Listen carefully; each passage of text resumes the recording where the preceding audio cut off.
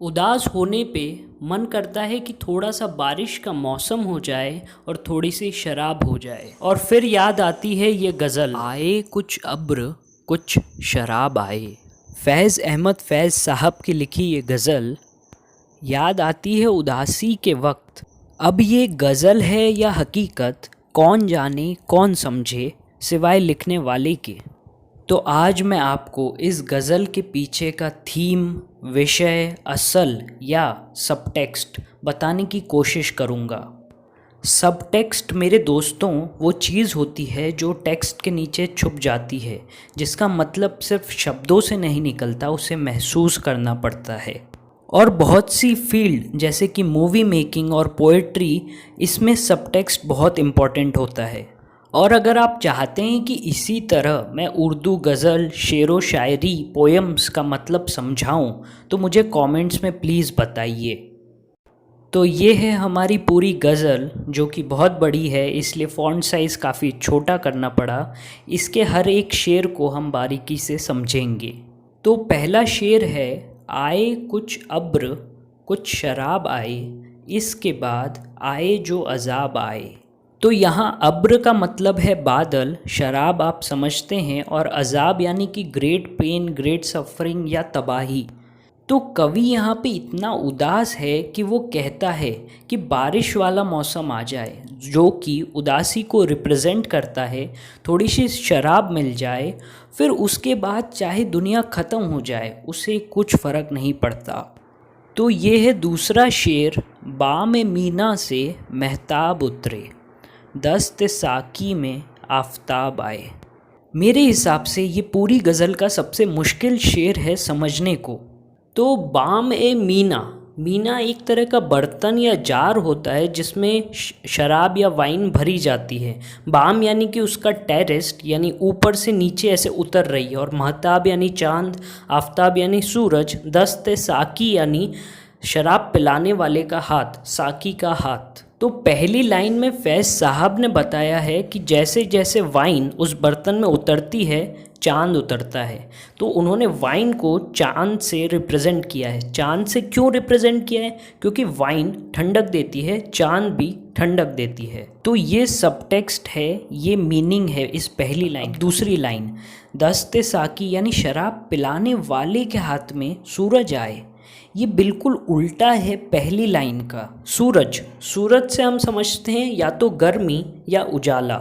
तो यहाँ पे फैज़ साहब ने बताया है कि जब साकी के हाथ से शराब पिलाई जाती है या आती है तो वो गर्माहट देती है, जबकि पहली लाइन में उन्होंने शराब को ठंडक के तौर पे दिखाया है। इस शेर में फैज़ साहब ने डुअल नेचर ऑफ थिंग्स के बारे में बताया है कि कैसे एक ही चीज़ के दो मतलब, दो चीज़ें, दो फीलिंग्स निकल सकती हैं। जैसे कि मैं एक डिप्रेस्ड इंसान हो सकता हूँ, पर उसके साथ साथ मैं एक आशावादी इंसान भी हूँ। है ना अमेजिंग? चीज़ों को सिर्फ पढ़ने और समझने में यही फ़र्क होता है।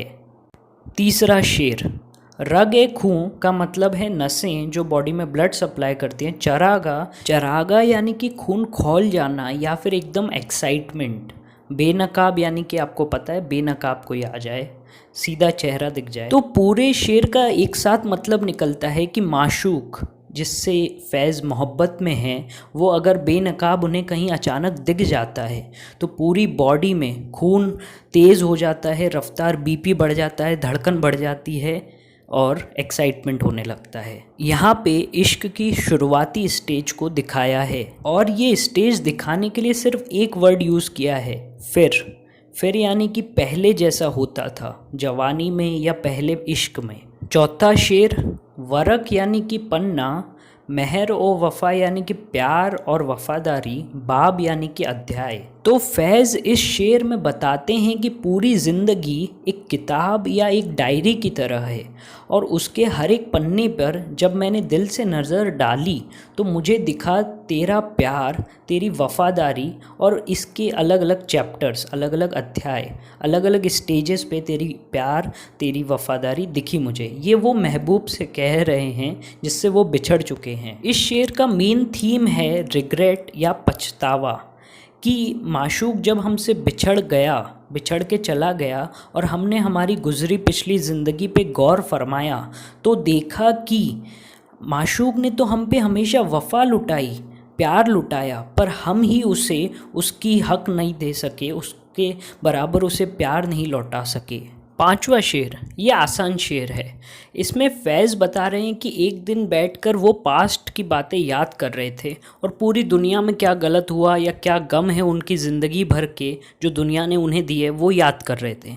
तो उन सब गम में सबसे बड़ा गम माशूक का था, माशूक के छोड़ जाने का था, पछतावा था, रिग्रेट था। 6ठा शेर, ये शेर खूबसूरत तरीके से लिखा गया है। यहाँ सरदारी का मतलब है इम्पॉर्टेंटनेस। तो यहाँ फैज़ पहली लाइन में कह रहे हैं कि तेरे गम की सरदारी नहीं गई, यानी तेरा गम बहुत इम्पॉर्टेंट था, बहुत टॉप लिस्ट में सबसे ऊपर था और वो वहीं है अभी तक। बहुत से गम आए उनकी ज़िंदगी में, रोज़ कुछ न कुछ इनकलाब आए, रोज़ कुछ न कुछ उनका दिल टूटा, कुछ बहस हुई, कुछ हुआ, पर जो तेरा गम था, माशूक का गम था, वो वहीं के वहीं है। तो इस शेर में फैज़ ने दिखाया है कि गम में भी कुछ गम ज़्यादा खास होते हैं, कुछ गम कम खास होते हैं। 7वां शेर, फैज़ ने ये शेर गुस्से और जलन वाले इमोशंस पे लिखा है। बज़ में गैर का मतलब है ऐसी मीटिंग या असेंबली जहाँ पे दूसरे लोग हों, पराए लोग हों, अपने लोग ना हों। दर ओ बाम है यानी कि उनकी छतें और उनकी दीवारें, और खानुमा ख़राब यानी कि जब भी मेरा मन ख़राब हो, जब भी ब्रोकन हार्टेड हूँ मैं। तो यहाँ फैज़ बहुत ही कॉम्प्लेक्स चीज़ कहते हैं, पर उसे सिंपली समझाएं तो कि दूसरों की असेंबली देखकर, मीटिंग देखकर जहाँ गैर लोग मौजूद हों, तुम ना हो, यानी वो माशूक को कह रहा है जहाँ तुम ना हो, उन्हें देखकर मेरा मन ख़राब हो जाता है और मन करता है कि उनके घर, उनकी छतें सब जल जाएं। इस शेर में फैज़ कह रहे हैं कि मुझे इन जैसे लोगों से जलन हो रही है, काश कि इनका सब कुछ बर्बाद हो जाए। तो जलन और गुस्से को भी कितने खूबसूरत ढंग से लिखा फैज़ ने। 8वां शेर, और ये समझने के लिए बहुत ही खूबसूरत शेर है। फैज़ कहते हैं कि सब कुछ सहकर एक दिन मैं खामोश हो गया, पर वो इस मुकाम पे पहुंच चुके थे कि उनकी खामोशी भी बहुत कुछ बयां करती थी। उनकी खामोशी ने बयां किया माशूक से रूठने का गम, जलन, गुस्सा। और हुआ ये कि इस खामोशी पे भी लोगों ने वाहवाही की, या फिर ऐसा कह सकते हैं कि इस खामोशी का भी लोगों ने जवाब दिया। यहाँ पे जो इन्होंने गोया शब्द यूज़ किया है, ये मोमिन की लेखनी का तरीका था। मोमिन उर्दू के शुरुआती दौर के बहुत बड़े लेखक थे।